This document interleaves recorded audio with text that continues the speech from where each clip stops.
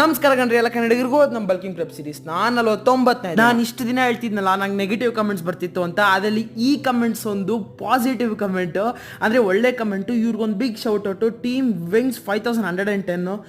ನಾನು ಏನಾದರೂ ಹೆಸರು ತಪ್ಪು ಹೇಳಿದೆ ದಯವಿಟ್ಟು ಕ್ಷಮಿಸಿ, ಯಾಕಂದರೆ ಇವ್ರ ಕಮೆಂಟು ತುಂಬಾ ಪಾಸಿಟಿವ್ ಆಗಿತ್ತು. ಅಂದರೆ ತುಂಬಾ ಚೆನ್ನಾಗಿ ಕಮೆಂಟ್ ಮಾಡಿದರು. ನನಗೆ ಎಷ್ಟೊಂದು ಜನ ಮಿಸ್ಟೇಕ್ಸ್ನ ಕಂಡುಹಿಡಿತಾರೆ, ಓಕೆ, ಆದರೆ ಮಿಸ್ಟೇಕ್ಸ್ ಹೆಂಗಿರುತ್ತೆ, ಅವ್ರ ಕಮೆಂಟ್ ಹೆಂಗಿರುತ್ತೆ ಅಂದರೆ ಆ ವಿಡಿಯೋಗೆ ಹೇಟ್ ಕೊಡೋ ಥರ ಇರುತ್ತೆ. ಅದು ಇವ್ರ ಕಮೆಂಟ್ ಹಂಗಿರಲಿಲ್ಲ. ಇವರು ನನ್ನ ಮಿಸ್ಟೇಕ್ಸ್ನ ಫೈಂಡ್ ಔಟ್ ಮಾಡಿ ಅದನ್ನು ಸರಿ ಮಾಡ್ಕೊಳ್ಳೋದಕ್ಕೆ ಹೇಳಿದ್ರು.